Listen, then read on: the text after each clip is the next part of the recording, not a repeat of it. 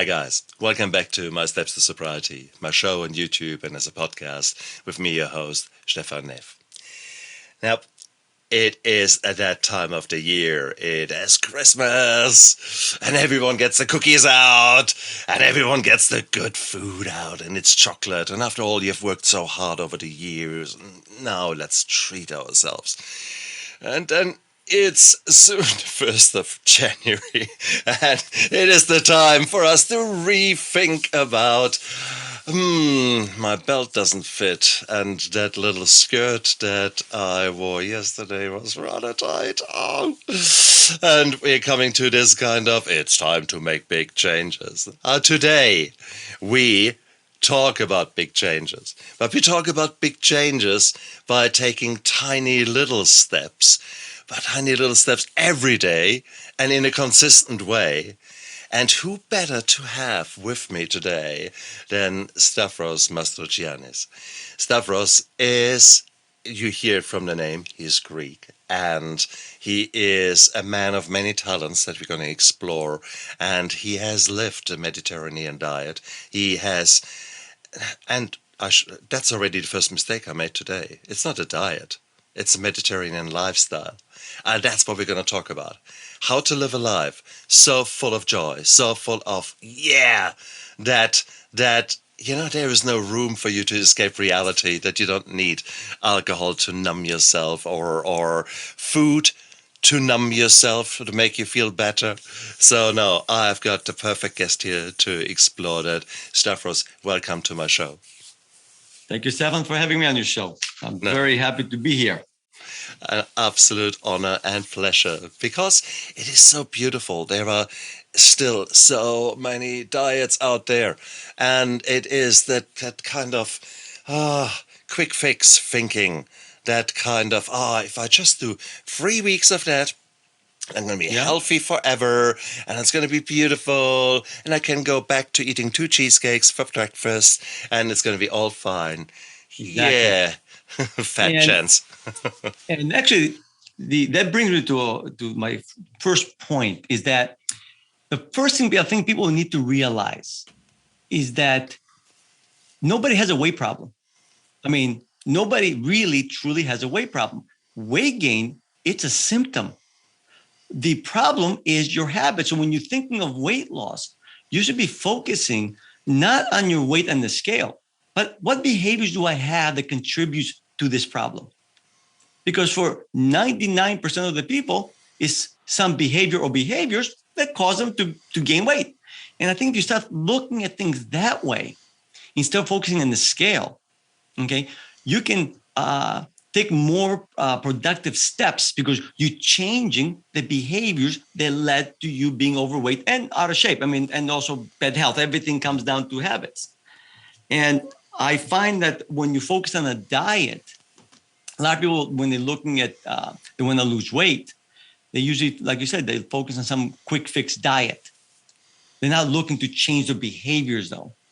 And that is why 95% of the people who lose weight, at least in the United States, gain the weight back, because they haven't really changed the root cause of the problem. And I'm all about changing the root cause, not just some temporary change. I can lose weight fast, look good for the summer, and then go back in the same routine, So true. So true. It is, we could take that interview in any one direction, but let's actually explore it with your youth, because you grew up in Greece.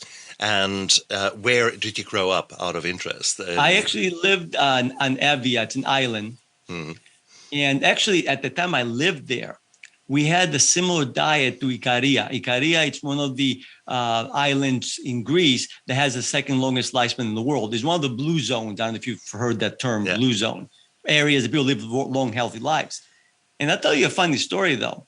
I did not start reflecting on my upbringing till much later. So I moved to the United States in 87. And I ended up getting into the fitness field in 92. And I got into it completely by accident.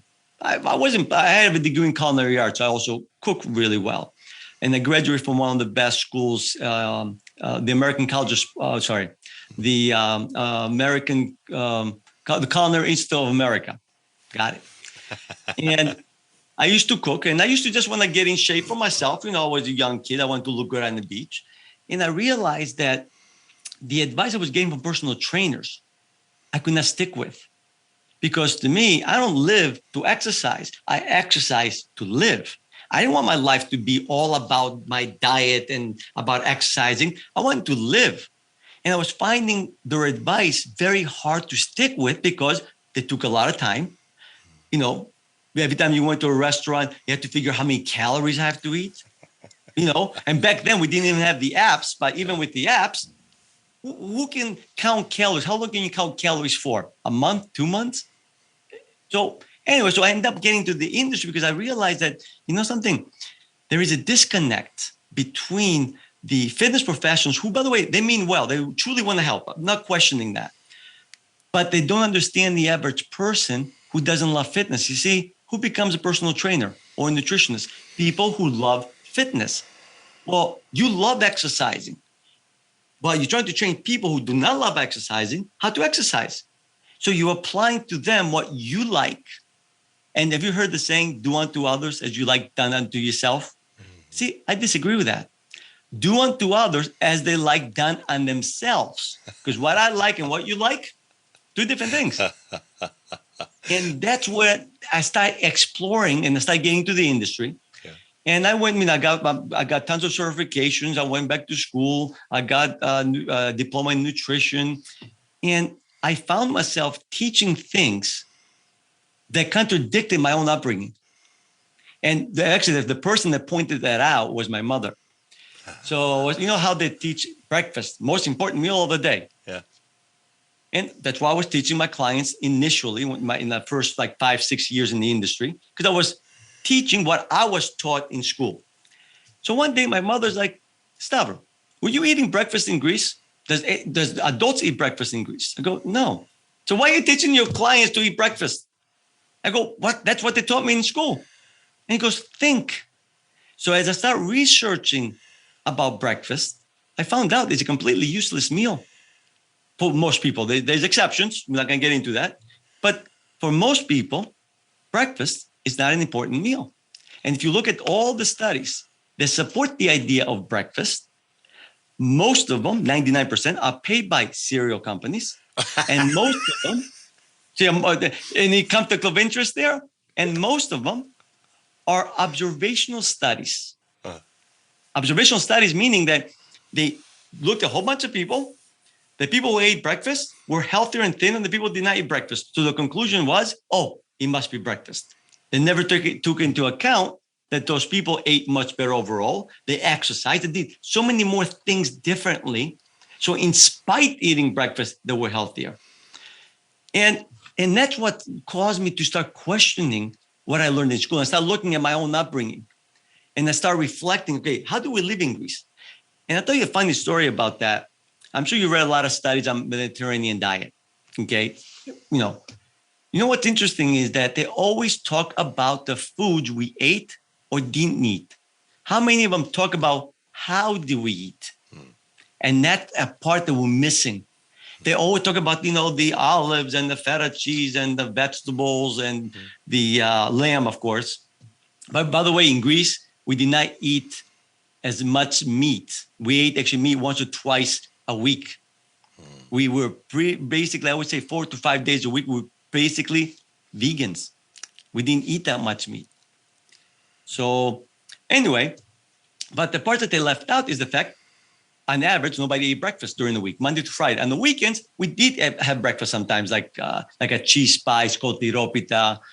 Actually, my favorite one on the weekend was the cheese pie with Coke. Some combination. Because it was a treat. It was a treat. It was a treat, exactly. Nice. Nobody talks about the fact that on average, most people only ate twice a day. Yeah. One big meal, one small meal, and sometimes only one. Yeah. Nobody talked about that. On average, people after eating their big meal, they took a nap afterwards. And you know how good it is for your body to rest after eating? So it is all those things that they left out, or the fact that people took their time. When we ate lunch, we didn't have 10 minutes to eat. I know in New Zealand, you guys get more than 10 minutes for lunch. No, no, But most you're people, lucky. yeah. Well, in Greece, we had 3-hour lunch breaks. Now, wouldn't that be nice? So we took our time. Now, in the villages, this is the funny part. In the villages, they ate a small lunch and a big dinner. The reason was in the villages, they worked in the fields. They didn't have a 3-hour lunch break like cities did. So these people instinctively knew that, hey, if I have to work during the day, I shouldn't be eating this big meal, because how do you feel after eating a big meal? You don't want to go back to work, or you want to take a nap. So, and then if you look at our dogs and cats, what do they do after eating a meal? They nap, a lot of them. Why? Because it aids digestion. So basically all these studies I was reading about Mediterranean diet, they left out these crucial points of what makes us healthy in Greece. It wasn't just the food that we ate. It was the fact that how do we eat? And that's what I want to bring to the world is like I always tell people that proper nutrition has 2 parts. Part 1 is what you eat. Of course, it does play a role. Part 2, how do you eat? And here is the great thing about learning how to eat. It makes what you're eating more forgiving. In other words, you can get away eating some foods are not so great, like myself. I like my junk food. I enjoy my chocolate, but it's a treat. And I eat it, special occasions like Christmas is coming, the holidays are coming up, or we went through the holidays. So to me, nothing wrong with having a cake on your birthday. On the weekend, you go out with friends, have a cake, enjoy it. If you learn how to eat and you eat slow and mindful, and it won't affect you. And I must say, I mean, that is those kind of things, hearing out of your mouth. I knew every single thing of that, and do I live by it? Nah. Yeah. I'm an anesthetist. If I get 10 minutes to eat, now that's a luxury. Typically, I wolf things then. I inhale food over the day, and regrettably, in the evening, I'm not much better. The lifestyle is very much, it's so different for us. Yeah. And in fairness, don't beat yourself up now, guys out there, because your lifestyle does not fit a Mediterranean island. Well, guess what? Yeah, you will live different lives. The question is, so if we can't actually do such dramatic changes, can you not still do smaller changes? Absolutely. And that's the important bit. It is, if we actually you said the word mindfulness, and if we actually were to apply that to your food, to actually just say, look at it, use your eyes and say, wow, that looks cool. I made that this morning, and here it is, and this is my lunchtime, and I really, really enjoyed it. You don't need to look at an app, you don't need to look at a newspaper, etc. You can actually look at your food and think, wow, okay, I'm going to enjoy that now. And that is mindfulness. Yeah. And that is so often missing, isn't it? Yes, you're making actually a very good point. I want to the first point that you made about the application, because I'm sure you heard the saying, knowledge is power. Well, actually, knowledge is not power. Applied knowledge is power. It's not what you know. It's what you do with what you know that makes the difference. Love it. And to me, and then that's where I really focus is on the application, because I realize a lot of my clients, when I do interviews, they know what they need to do. Doing it is the problem. So back to the mindfulness of eating, for instance. So the way that I like to apply things is first, like I will look at, okay, what behaviors do we need to add to your life? Then what we do is we focus on one at a time. So let's take the eating mindfully, because a lot of people know that they should be eating slowly and mindfully. How many people do it? Not very few, very few. So how do you do it? Simple. Start with the putting your fork down between every bite. Start with that. You can start today. So starting today, when you eat your next meal, put your fork down between every bite and focus on the food in your mouth. Because let's think about it. When do you get pleasure from food? You don't get pleasure from food when you swallow it. You get pleasure from food, which in your mouth. and focus on it. Focus on the taste. If somebody else cooked, did they put enough salt? What kind of spices does they have? Like when I go to restaurants, well, I do have a cooking background, but I always like to taste to see what kind of spices did the chef use. And this way, the food spends more time in my mouth. You know what that means? That means that I get more pleasure out of food, but with less food. Because since every bite of food spends more time in my mouth and me enjoying it, the more pleasure I get. I don't need to eat as much. And you give your body a chance to tell you, hey, you're full. Because the body does take a little extra time to tell you when you're full. So when you eat slowly and mindfully, and you really, chew your food, which by the way aids digestion, you're gonna find yourself. By the way, every study ever done that I have ever read on slow and mindful eating, people end up eating less food without even trying. That's the key. That you ate less without feeling deprived.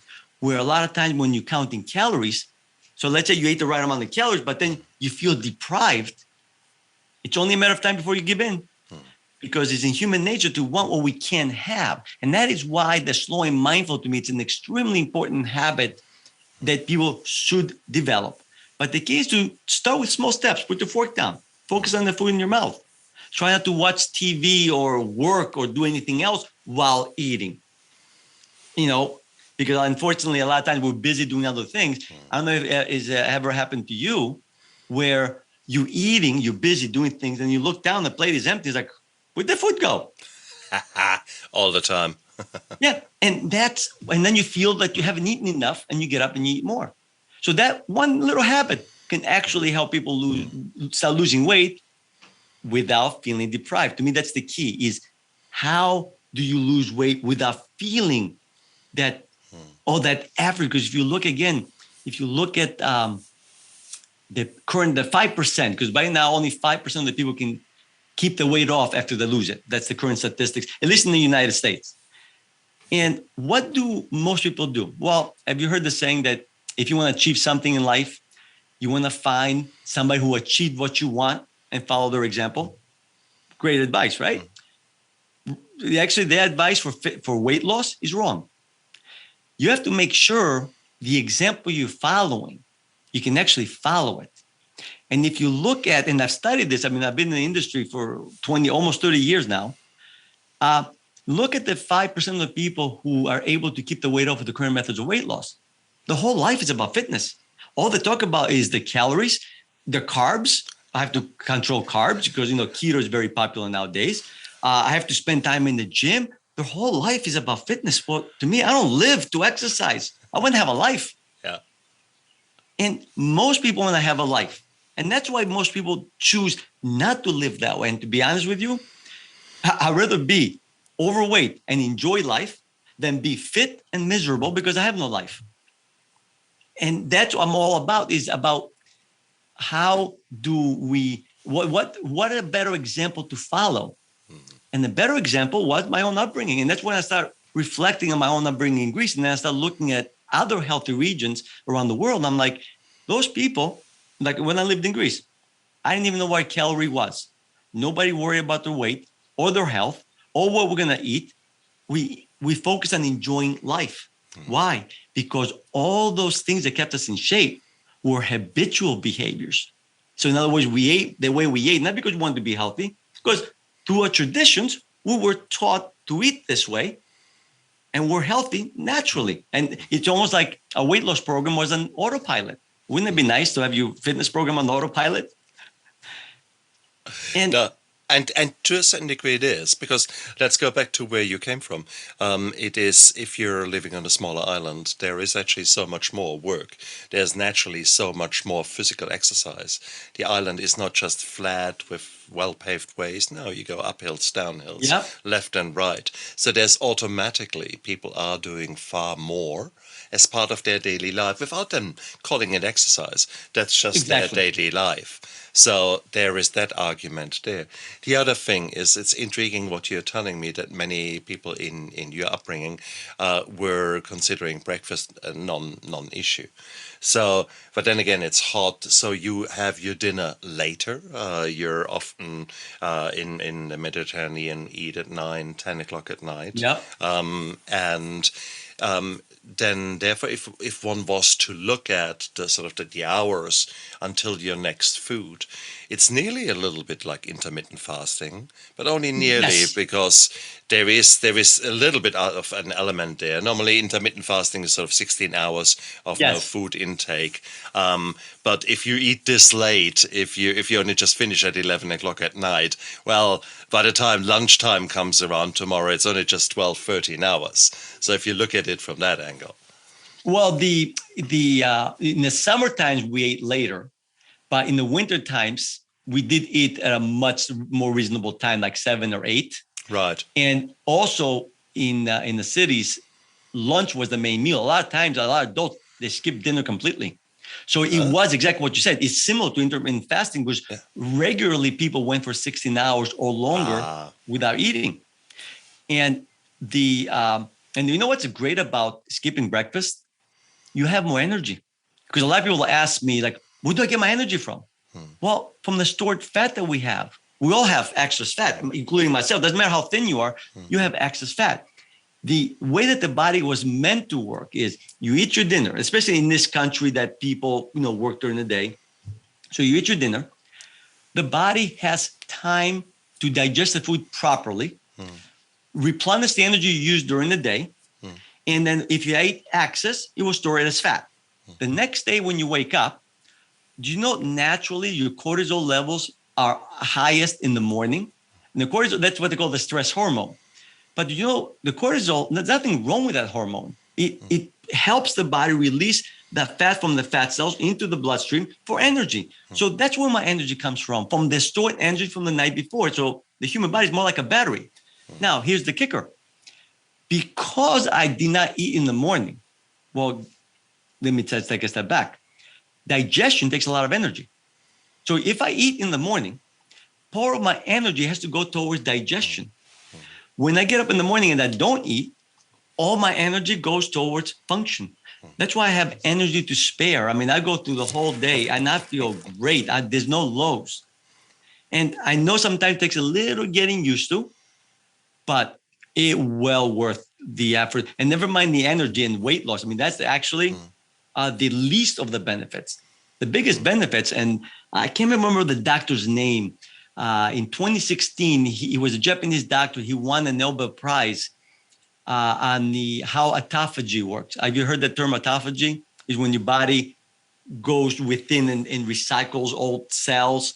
Well, autophagy, come to find out, number one, gets rid of misfolded proteins, which is the precursor to all mental diseases. It gets rid of mutated and dysfunctional cells, precursor to cancer. So it lowers your chance of all these deadly diseases by doing that. And the one point I want to make before you mentioned about exercising, about how I was raised in Greece and we naturally were active. And that is true. And that is why today you should do the same thing with your exercise. In other words, a lot of people, when they think of exercise, they think of going to the gym and working out really hard. What I suggest is break it up throughout your day. So you get up in the morning, do a couple crunches, do 5-minute walk, do something small. And then at lunchtime, take another 5-minute walk or 10-minute walk. And then maybe do some push-ups. But kind of make it into a routine so you don't feel that it's a workout. And by the way, that's the way I work out is I kind of spread it throughout the day and I do it in small increments and I can put a lot more effort into it because it's a short increment and you don't talk yourself out of it. That's the biggest one. Because if you only have to walk for 5 minutes compared to 30 minutes. That's true. Right. I'll tell you a funny story about that. Because that's how I always tell people the first goal of an exercise program, it's not results. That's actually one of the big mistakes people make. It's to develop the exercise habit. Once you develop the habit, then push for better results. And I'll give you an example, which I think you will find very useful. Let's say you came to me and I wanted to help you to get into exercising. So I would tell you, Stefan, I want you to walk 1 minute, 5 days a week. Now, usually when I tell that to people, the reaction is like, what the heck would 1 minute do? Well, it's not going to do much. But what it will do is get you into the habit of walking, because if it's only 1 minute, in compared to 30 minutes, which is the recommendation is like 20 to 30 minutes. Let's say you got home and you're tired and you like look at the treadmill like, I gotta walk for 20, 30 minutes. Forget it, I'll do it tomorrow. Now, if it's only 1 minute, That's right. and you said this crazy trainer's gonna ask me if I did it, what's the chance of you getting on it and doing it for 1 minute? Much better. Now, most of the time, would you stop after 1 minute? Maybe Probably you're gonna not. go for 2 minutes. Yeah, exactly. Might go a little longer. Yeah. But then you develop the behavior of walking. That's what the beauty of it. So this way it becomes a habit. You get home, you get into it, or if you want to do it in the morning, you get up in the morning, you start with 1 minute, but then slowly you want to do more. That's the key. What I want to get to is you choose to exercise. It's not a must. It's not a I have to, which people dread. Exactly. So that's one good way. And then you can start adding little weights, or you can start doing maybe some push-ups. And then maybe we can start some stretching, and you slowly build into it. And it's beautiful. And before you know it, it has become a quintessential thing that you don't even think about. It is, I'm trying to make it more common in my life, and it's hard to do it in a hospital. I mean, when we have got theatre lists, then it's basically bang, bang, bang, bang. Get the patients through, be safe, be nice, be respectful, but be effective. There are no long breaks in between. But there's always theatre setup time, nurses get instruments, etc., before the next patient can come in. Well, there's enough to do 10 push-ups and incline push-ups sort of so I lean on the theatre bed, do 10 push-ups, and then next case comes. Before you've blinked, you've done 50, 60, 70 push-ups in a day that you didn't do beforehand. With a push-up, incline push-up, there is, it's interesting because you actually use a hell of a lot of muscles there. Exactly. And that's quite a nice thing. So quickly done, raises the heart rate a bit, and on you go. There you go. So tiny, tiny habits. But actually by making them habits, you can do that. The same thing with the hydration. Yes, I'm a coffee addict. Yeah, that was my coffee here. But I'm also a man who has got water bottles dotted around. So for every coffee I drink some water. So again, the hydration is such a beautiful thing to add in. And some of us are getting really good in it. I mean, many of my colleagues are walking around with water bottles literally melted to their hands. You can't pry it out of their hands. Yeah. But regrettably, that is then sort of one of the few things that happens, and all the rest goes down the wayside. So again, it's the combination. It's trying to put everything together. But you have to start with one thing. And that's what Stavros is all about. I love the 1 minute. I mean, there's the principle of the 5-minute gardener. The 5 minute, go into your garden. Only do 5 minutes. I do not allow you to do more than 5 minutes. But do 5 minutes every day. And you will be amazed how your garden looks like. Exactly. And that's I think I'll tell you actually a funny story about how I came across that idea. Are you familiar with the Kaizen method? Mm-hmm. Kaizen is an ancient philosophical system on how to apply change. And what happened to me, and again, a lot of things happened to me because a lot of people ask me, one question I get asked a lot is, have you ever had a weight problem? And I usually say no. And then they tell me, well, how do you understand people that have a weight problem when you yourself never had a weight problem? Because I said, you don't have a weight problem either. What you have is a behavior problem.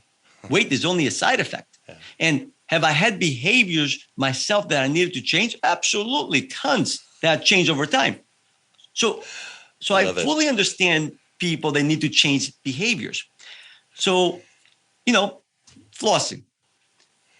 Everybody keeps telling you flossing, you got to do it regularly. So I will go to my dentist. By the way, my dentist was also my client. So I will go for my regular checkup. He would tell me you're not flossing enough. He would give me all the reason why I should be flossing. And I would get inspired. I would leave the office. I would floss regularly for a couple of weeks and then fall off the wagon. And then the year later, same story over and over. So then I was reflecting on behaviors. And I'm thinking, I'm trying to get people to exercise regularly. I can't even get myself to floss. So that's what drove me to looking, okay, how do I develop behaviors? And that's why I came up again with Kaizen, and I discovered the power of small actions. So this is what I did. I started flossing one tooth every night, just one tooth, up, down, done. I told my dentist that, and his reaction was, "You're not flossing, you're wasting your time." I go, "You're missing the point." I go, "I'm not trying to floss. I'm trying to develop the habit of picking up the string every night. Forget the result that I'm looking for. I focused on the action that I need to start taking regularly. I took that action, made it into the smallest steps possible. Yeah. And there would be times I will go to bed and I'm like, oh, I ain't flossed. I would jump up, do the one tooth and go back to sleep. And after it took me a couple of months, I stopped flossing every tooth. I've been flossing ever since, never missed a day. And it's a habit now. I don't have to think anymore. Yeah. And I'm like, wow, that really works. And I start applying that with exercising. And then with all the eating habits that I teach, I take the habit, break it down to the smallest step possible, and then focus on taking the step. Forget the results you want. Just believe, though, that once you develop all these habits, the results will come. You got to have that belief. But then focus on the actions and the smallest action possible. And then as you start taking the action, guess what? You start feeling successful. Which brings me to another point, is about the success indicator. If you go on the weight loss program, what is your success indicator? What do most people use? The scale. I lost weight today. I'm doing good. I didn't lose weight. I'm doing bad. So let me go have some Twinkies. Ooh, nice one. Yeah, it's true, isn't it? It is true. Unfortunately, what I do with my clients, the scale is not a success indicator. Yes, don't get me wrong. We want to lose weight. But our success indicator each week is how are you doing on the habit we are developing? So in other words, this week, your goal was to walk 1 minute, 5 days a week. Did you do that? Great. Successful week. The following week, did you do maybe 2 minutes couple of the workouts? Did you do a little bit more than you did this week? Yes, it's a great week. And each week I compare, how are you doing? How are you developing the habit you're trying, the behavior you're trying to make a habitual? And this way you start feeling successful. And then once you develop enough habits, and by the way, most people lose weight within the first 3 or 4 habits, the weight's coming off naturally. And you don't feel that pressure, that constant weigh-in, And to me, the way I use the scale, yes, we do weigh-ins. All it tells me is we haven't changed enough habits yet. That's it. That's the only thing it tells me. You just need to change a few more habits. And eventually, you change enough to affect your weight. Oh, I love it. Absolutely love it, your approach. But it is with the habit comes change automatically. You were discussing the importance of vegan, of a lot of vegetables in your diet. I come from a very carnivore upbringing. I remember the first time that I brought my wife home, and we had a barbecue. And after a little while, my wife sort of leans over and says, "Where's the salad?" And I leaned across and said, "There is no salad." So it's meat. And I come from that background. That defines for me richness.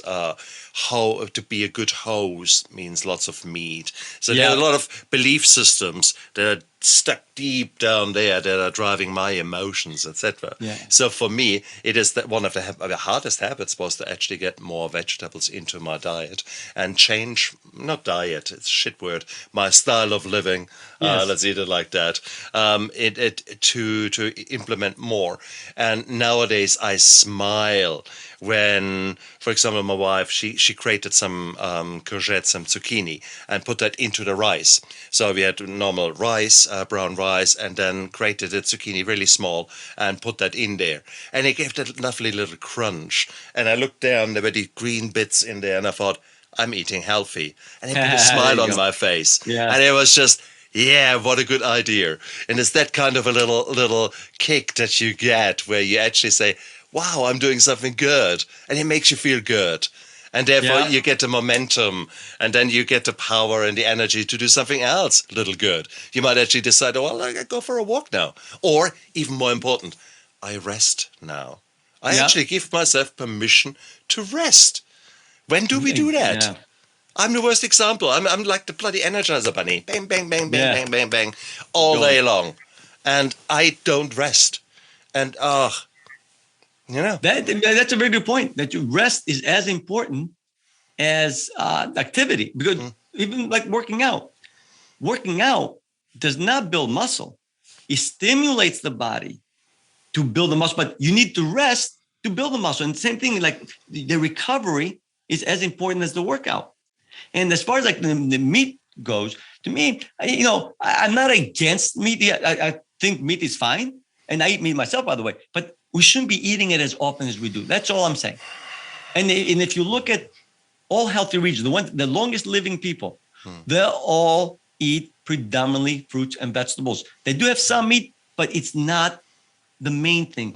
And if you look at the areas that eat, like Eskimos, they eat a lot of meat. They eat less often though. They eat once a day and sometimes even less than that. In Africa, I can't remember the name of the tribe.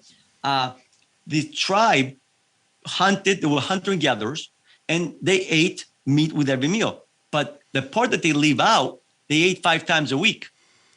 So there were days they could not catch anything, they didn't eat. So yes, you could eat meat, all that, but you got to eat it less often because it takes longer for the body to digest it and process it. And to me, like I said, I like my steak. I like my lamb, of course. I mean, New Zealand, you guys big on lamb too, right? We are, absolutely. Now, unfortunately, the best lamb get exported, but there you go. That's another story. That's another whole conversation. Yeah. But anyway, but to me, it's like, everything in moderation, including junk food. Yeah. Because, you go on a diet, the first thing they tell you, oh, no more devil dogs, no more chocolate. Are you kidding me? And to me, you don't need to eliminate all the bad foods. All you have to do is make them special. Use them as treats. Like in Greece, we ate junk food. We ate junk food, but it was a treat on the weekends. Like I remember, the Greek desserts, baklava and galaktoboudiko. By the way, I make the best one. It's my mother's recipe, actually, so I shouldn't say, but I've recreated really well. But baklava was something that you had on the holidays, Christmas, Easter, now, all the time. And now, Troy, if you go back to my home city now, unfortunately, they're not in the shape they used to be when I lived there. They're very, very different because they changed the way that they live. They no longer live the way I was raised. And what I'm trying to do is bring back, and I call them like the 5 ancient habits, bring back to the world the habits that used to be a part of every human culture. It's nothing special about them. We just have to bring them back because the human body is meant to live a certain way. Oh, and before we're talking about, the importance of resting with exercising, same thing with food. If you talk to any nutritionist, they'll talk about the food you should be eating and the food you shouldn't be eating, good, bad. But they never look at taking breaks from food is as important as what you're eating. And again, look at every healthy culture around the world, including where I was raised. Fasting is part of our culture. We fasted regularly. And that's something I don't think they emphasize enough, the importance of taking long breaks from food. Absolutely. The body needs a rest. Just like the body needs a rest from activity, the stomach needs a rest. The body needs a rest from processing food constantly. And that's where autophagy comes in. So true. And it's so important. Autophagy is meant basically eating yourself. And that's a really, really bad word because you automatically think, oh my God, if you're a young man and you're fasting, oh my God, my muscles will disappear now. So I will no longer be looking good. I will look, And that's the fear of my young men, for example. And I explained to them, no, that's absolute bullshit. If this was the Yep. case, how can our ancestors 50,000 years ago survive when there was for days a storm outside and the animals were Exactly. hiding and you couldn't go hunting? Well, guess what? You were not suddenly getting weak and so that you can't get up after 5 days and go out there to hunt. Rubbish. We would have all died out by now. Exactly. On the contrary, actually, you will actually during that time destroy a lot of things that are not good. You were saying that the wrongly folded proteins, things that Yeah. are actually really harmful to us in the long run. Exactly. So yeah, it is a key thing to clean up your body. It's like a spring clean. A fast Exactly. is Yep. a spring clean in your body. Hey, it is. We take it for natural in other parts of our lives that from now and then we declutter, we clean up, etc. That is normal for you, and thereafter you feel so much better. Guess what You happens do. after a fast? That's exactly the same thing. Yep. Exactly. And that one thing actually, literally, when you fast, your IQ goes up. You actually become smarter, which makes sense actually, because Yeah. when, back in the Stone Age, you have to be able to think smarter. You have to be able to remember, oh, what was the fruit tree that I saw? Or where do the animals go? Yeah. And by the way, your energy level goes up. As a matter of fact, the metabolic rate goes up around 5% the first 3 days of not eating anything. This idea that your metabolic rate is going to shut down if you skip the meal, it's completely false. It's bogus. But unfortunately, that's what a lot of the stuff I learned in school, that metabolic rate is going to slow down. It's going to eat up your muscle, just exactly what you said. And the body's not dumb. It's not going to go eat up your muscles, which you need to go get your food. It's going to eat up other things. It's like it's doing a recycling. That's all it is. Like, Exactly. And that's all it is. And to me, it's like, it's simple stuff. But unfortunately, what has happened in my industry, too many special interests. And that's why you look at so many studies. I mean, when I look at a study, the first thing I look at, who paid for it? Absolutely. Now, if I'm reading, and if I see it's somebody, there's a conflict, I wouldn't even bother reading it, because conflict of interest. And to me, the other thing is too, we have to start using common sense. I had a debate once. They brought in I call it a regular nutritionist on the radio. And the one question, because the way that I teach nutrition is very different, let's call it. And the question that I asked her, I said, the way that I teach proper nutrition, if you look at throughout the world, look at all the healthy regions, that's the way they eat. My question to you is, show me one healthy region that eats the way you're teaching, like counting calories, points, eating breakfast, lunch, and dinner. And there isn't one. If you think about it, there isn't one. Nobody eats that way. And I think that is part of the problem, that counting calories, points really goes against human nature. And the best way I can describe it to see why it goes against human nature. Obviously, we all know there's a conscious mind and a subconscious mind. Okay. Your conscious mind is very limited of the amount of data it can process. Just to be precise, it can process around 40 bits of environmental stimuli per second, approximately. This is according to Bruce Lipton. I don't know if you've heard of him. Great guy, by the way. The subconscious mind can process something like 40 million bits of environmental stimuli per second. So your subconscious mind is 1 million times more powerful than your conscious mind. Now, here's the problem. Since your conscious mind, by the way, the conscious mind can only do one thing at a time. You can only really focus on one thing at a time, where the subconscious mind can do thousands of things. So, dinner time. The dinner comes, now you have to think to figure out how many calories you eat, or if you have the right portions of meat to carbs and to the vegetables. Now, if your mind is busy figuring that out, well, guess what your mind is not doing? Enjoying the damn meal. You lose some of the pleasure of eating, the anticipation, because you focus, oh my God, it's going to taste so good. No, instead of you focusing, I'm wondering if that's too many calories. Oh, let me get my calculator out. So you lose living. You're not enjoying life as much. Where, to me, and that's where the problem with counting calories. If you look at in Greece or other healthy regions, all the things that kept us in shape, the way we ate, were habitual behaviors, which mean the subconscious mind was in charge, which means our conscious mind was free to enjoy the meal, enjoy what we're eating. And to me, I'm all about enjoying life. Yeah. Because what is the point of being fit and then being miserable? Yeah. So true. So true. I think the other thing that we need to point out is the different societies and different indigenous people around the world, and look at the various ways of living, the various ways of thing. When we look at our food, because you were comparing, oh, we should have X amount of carbohydrates or a ratio of carbohydrates, fat, and protein. Yeah. And various ratios are bunted around, and from now and then this is more better and this is better. Well, if you go around the world and if you go to the Inuit, the Eskimos, you have got such a fat, rich diet. It's no longer funny, for crying out loud. Yeah. But then again, this is their diet that their body has become used to, that their genetic makeup is preferring. So if you give them an apple and say, see, that's a lovely, or give them a green salad. So here, that's your evening meal or your lunch. They say, what the hell are you doing?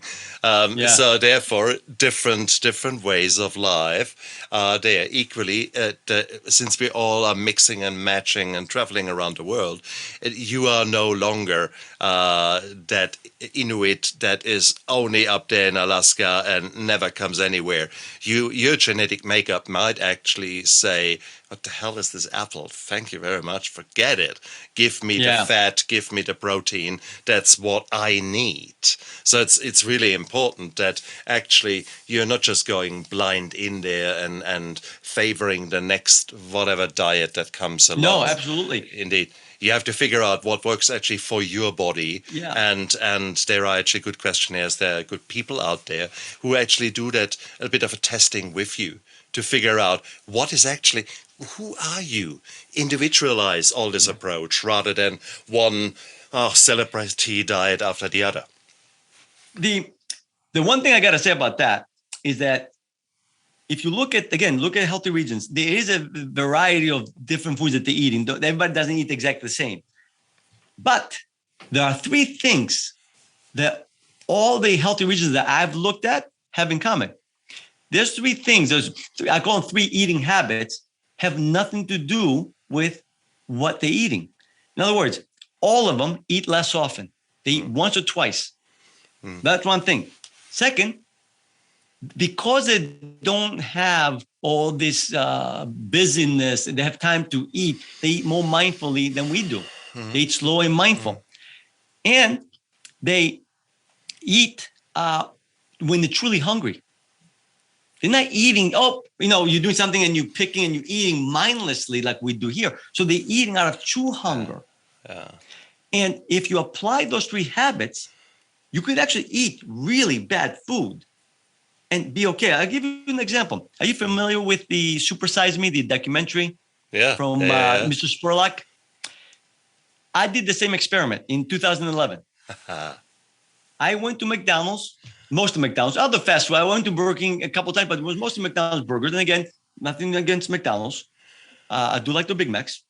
Anyway, so the food is not the best. Okay, I think we can agree on that. So I went to McDonald's for 2 months.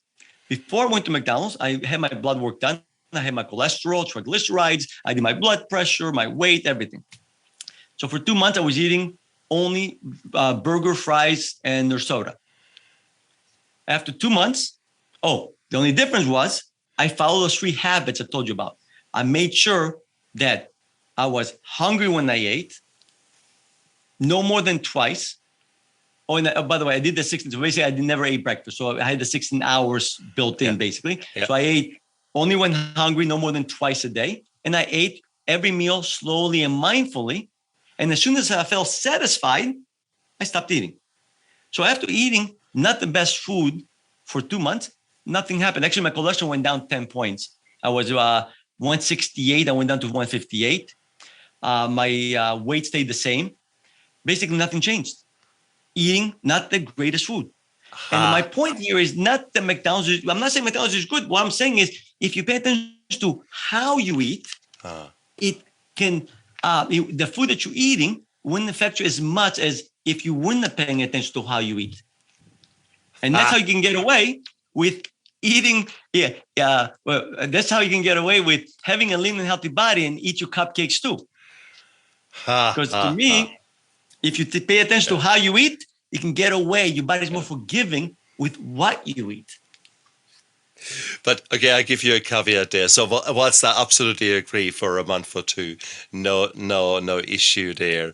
Regrettably, I'm a master of malnutrition because as an alcoholic in recovery, there were many times when I had many of my calories rather in liquid form, and it was certainly not a good diet. And long term, I agree with you. Long term, you have malnutrition problems. Absolutely, that's exactly what I'm up to. So it is when we are saying a balanced diet, there is a reason that we say that, because there are many tiny things in our food that we don't even know the names of yet. If we take those things away, then you end up quickly in trouble. And quickly, we're talking weeks, months of time. That is quickly in a lifespan. So that is the important bit. So within all means, I love it that you did this experiment on yourself. And it just goes to show that there's more to a healthy living than just how many calories of which kind of combination you put in your mouth. So no, it's brilliant. I love it. Absolutely love it. So and again, back to how you eat, because to me, I'm very big on it. Because I don't think the nutrition industry is spending enough time to teaching people how to eat. We're too focused on what to eat and not realizing that how you eat affects health. I'll give you another example. In Greece, we ate basically pasta, bread. Actually, bread with every single meal, or potatoes every single day. Yeah. How come those high carb foods never really affected our weight? Where here they're telling us, oh no, carbs bad, gotta cut them down. The difference was when you eat only once or twice a day, pasta does not affect you the same way. And if you eat less often, you could get away eating pasta. Like, I love my pasta. I eat pasta, potato, and bread pretty much every single night. It doesn't affect me the same way because I listen to my body. And to me, for people because I tried to get some whole wheat pasta, it doesn't taste the same. I mean, to me, I love my pasta the way it is. But then again, now we are talking. So actually, pasta is essentially flour and egg, full stop. Salt maybe in it, and that's about it. Yeah, it depends. Yeah, exactly. So basically, make it yourself. A, you're having fun. B, you're having a workout because you're needing it. Yeah. C, you're having connection time with your family because it's fun to actually have the flour going everywhere. Yeah. And there are beautiful studies where researchers have asked people to eat pasta, and they had basically ramen noodles or stuff like that you buy, and then had homemade pasta there, and gave people a little camera that takes pictures every few seconds. You can program them how often. And then they basically had a look, sort of they ate the meal with the camera inside, boom, and then had little pictures to see how does the pasta look like. And really, within a few minutes in the gut, the homemade pasta was dissolved. There was nothing left that you could see, whilst pretty much the other pasta was just as beautiful, as poorly chewed as it was. And that says a lot, okay? So actually, I wasn't familiar with that study. That's actually a very interesting study. Oh, no, it's beautiful and to it makes look sense, at. Actually. Isn't it? It's beautiful to look at the evidence there in the pictures in front of you. And it just shows that pasta is not pasta. And often enough that the foods that we call foods shouldn't really be called foods. There are beautiful chemical cocktails, but they are not. Chips don't have to have, or fries, potato chips don't have to have 17 ingredients. Okay, there should be really you know, Yeah. potato, oil, salad, salt. And, Got and it. that's about it. Yeah. Okay. And no, you don't see that. You don't see that. So that's another thing. But that's how we were socially engineered in the 50s and 60s. That changed a lot. And I think that is, again, going back to basics, learning actually, or relearning how to cook, relearning how to make your meal is Yes, actually one of the most beautiful things. it does. And I think is that we're talking about the food. I think the drive to be for the food not to spoil is what caused actually that. Because back in the old, like in my hometown, everything was local.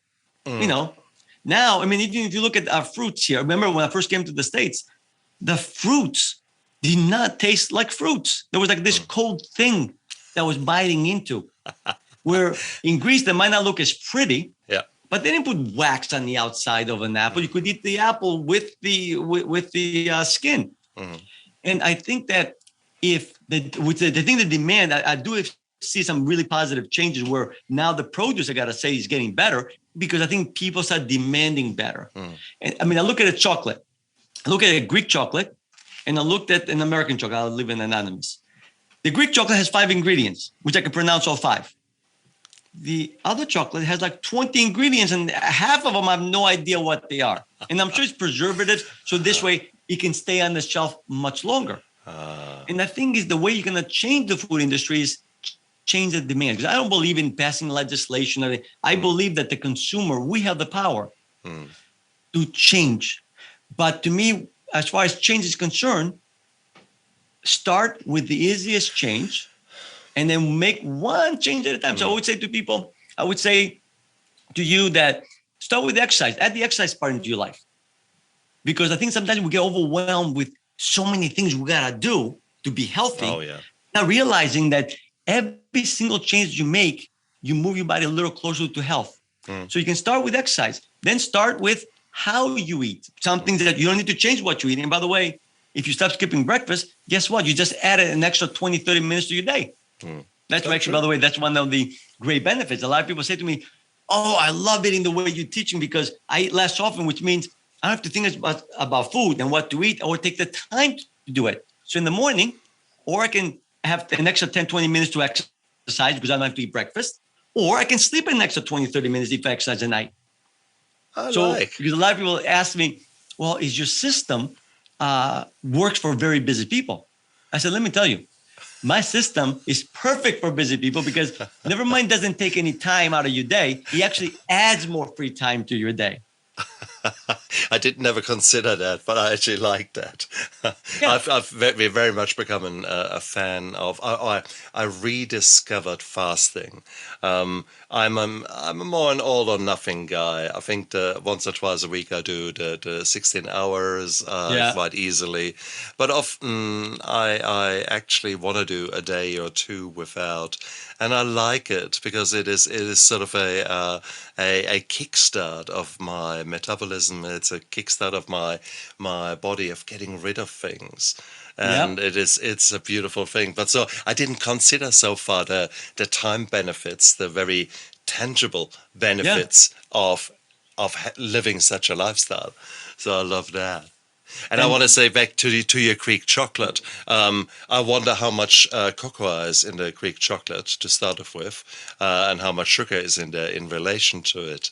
I never actually looked at that. I'm gonna look at the next time. And I never looked at how much per serving. That's right. So it is for the chocolate lovers out there. We are not saying don't eat any more chocolate. Chocolate is actually very healthy. Yeah. And when you read chocolate is healthy, yay, I'm gonna get my favorite chocolate now. No, that's not what we mean. We go for a chocolate that is 70, 80, 90% cocoa, depending upon what you can tolerate, and still call it chocolate. Okay. And make sure you eat it slowly and mindfully too. Correct.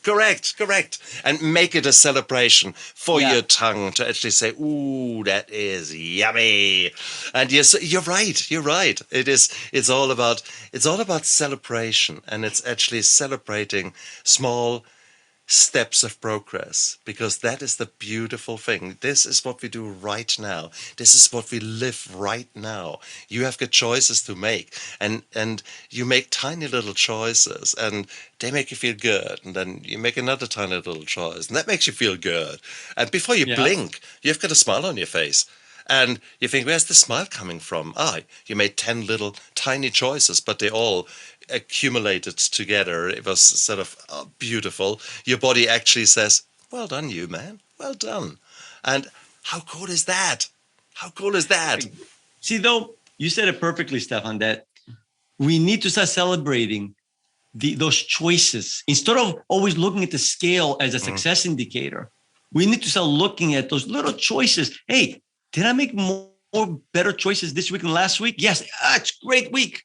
Instead of jumping on the scale, because sometimes those choices, because here's the issue that we have today, which a lot with a lot of weight loss programs, is that because they want to advertise fast weight loss, because that's what sells, unfortunately.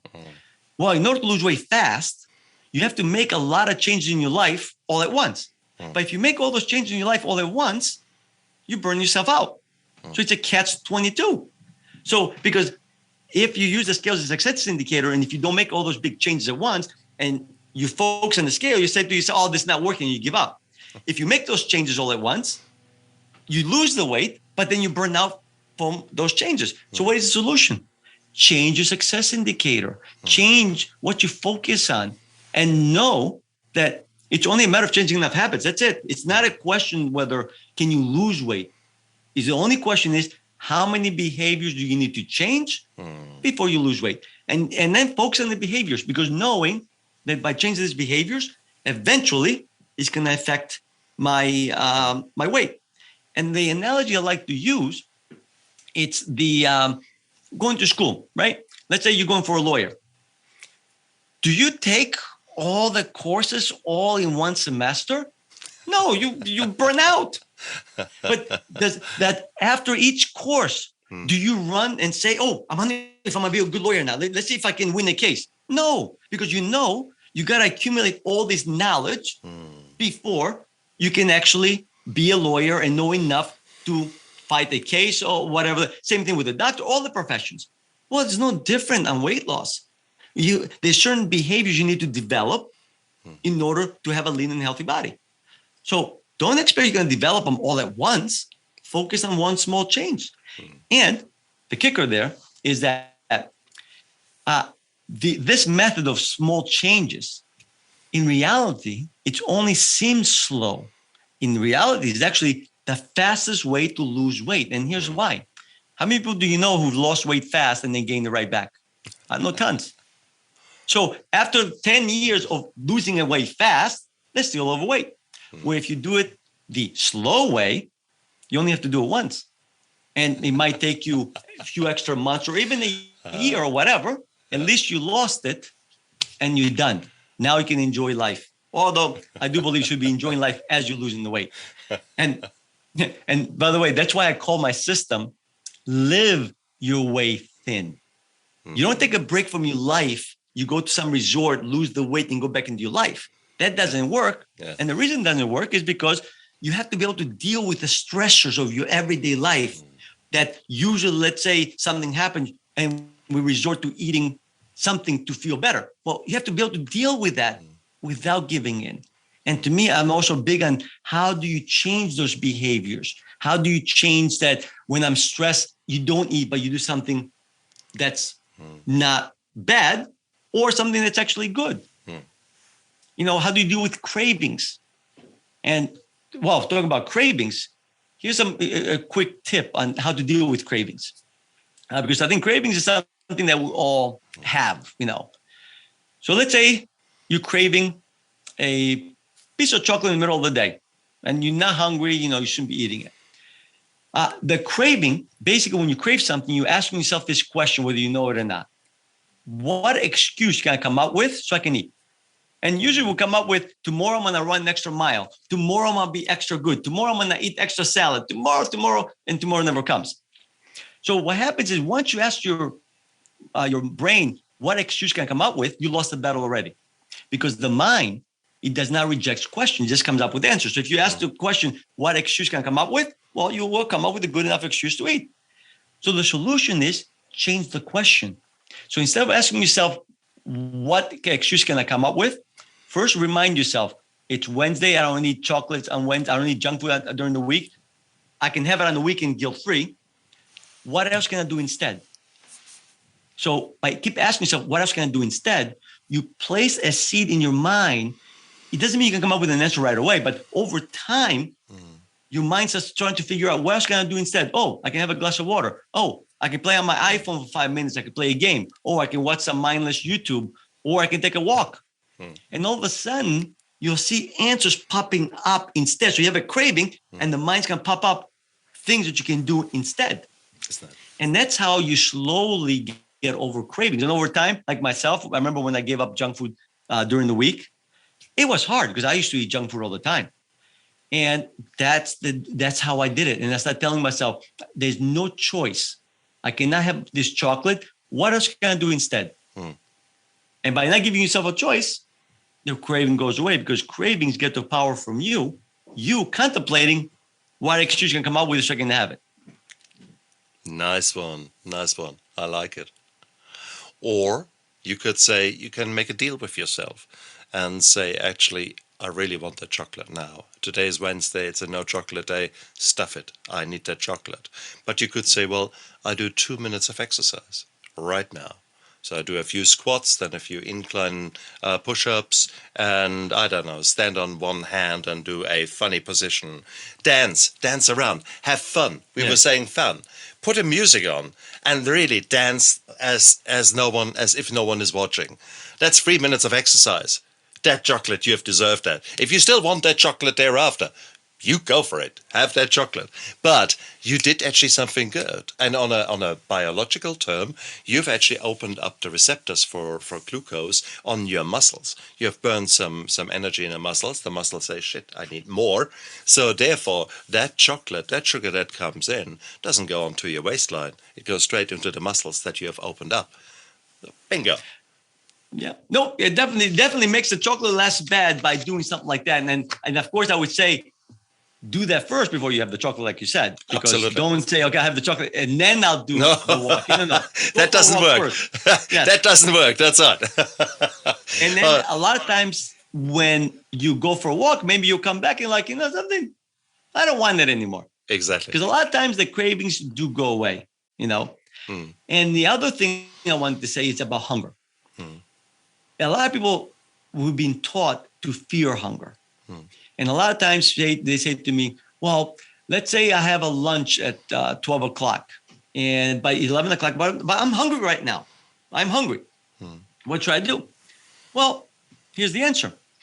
Change the definition of hunger. To me, if you're hungry and you can eat for another hour, and let's say you're truly hungry, look at it. Oh, I'm giving my body an opportunity to utilize the stored energy that I have. So instead of focusing on the feeling of feeling hungry and feeling uncomfortable and how much you want to eat, focus on the benefits of staying hungry and that you're giving your body an opportunity to utilize the stored energy that you have. Because since you're hungry and the body wants energy and you're not giving it, well, what the body's going to do? It's not going to kill itself. It's going to start using the fat that it has stored. And to me, unless, of course, you're diabetic, that's a different story, obviously. But for a relatively healthy person, that's the way you have to start looking at hunger as an opportunity to utilize stored energy. And I find actually that very helpful to wait, or it's like you say, it's dinner time, it's 4 o'clock, you're hungry, but you're going to be eating at 6 o'clock. I wouldn't be having a snack. I don't care how hungry you are. Stay hungry. Nothing wrong with staying hungry. Yeah. And most of the time, by the way, it's not even true hunger anyway. It's a craving. I know with my kids, Dad, I'm hungry. Okay, we have this. Oh, I'm not hungry for that. Well, you're not hungry then. Because true hunger, you want to eat anything. Matter of fact, here's the question to ask yourself to see if you're truly hungry. Would I be able to indulge on a piece of stale bread? If the answer is no, you're not hungry then. True hunger, you want to eat anything. You're not picky. That's right. But nowadays, like, oh, I'm hungry, but I'm not hungry for this. I'm only hungry for this. Well, that's a craving. That's the definition of a craving. So that's not true hunger. Or I hate when a lot of people use the word, I'm starving. I go, trust me, you don't know what starving is. Starving is very different than okay, I'm hungry, and again, not the end of the world, but I don't blame the people for that. I blame the industry for teaching them that, because that's what the industry was taught. Even when I went to school and I got my certification as a personal trainer, they was teaching us like never skip a meal. Skipping a meal, going hungry, bad. And come to find out, no, it's one of the best things you can do. Let your body go. And here's the biggest benefit, by the way. That was the 16 hours I forgot to mention. Your taste buds are more sensitive. So you actually enjoy food even more. And you don't have to put as much salt on things because your taste buds are more sensitive. So you can taste the salt that's naturally in the food. So you'll find that you don't need to put as much spices on your food because you can taste the food better. Nice. And for me, for cooking, it's actually really good to be able to taste things well. Oh, beautiful. Stavros, what an interview. What a source of information. What a source of encouragement you are. I truly enjoyed that. If other people feel the same, if they want to get in touch with you, how can they do that? The best way is to reach me on my website, which is liveyourwaythin.com. Exactly how it sounds, liveyourwaythin.com, because I'm all about living your way to a healthy body, not taking a break from your life, get the healthy body, and then try to get back into your life. That doesn't work, unfortunately. And I have all the information there because I offer all different type of online programs too, because obviously most people cannot come to Danbury, a little far away from New Zealand, right? No, absolutely good.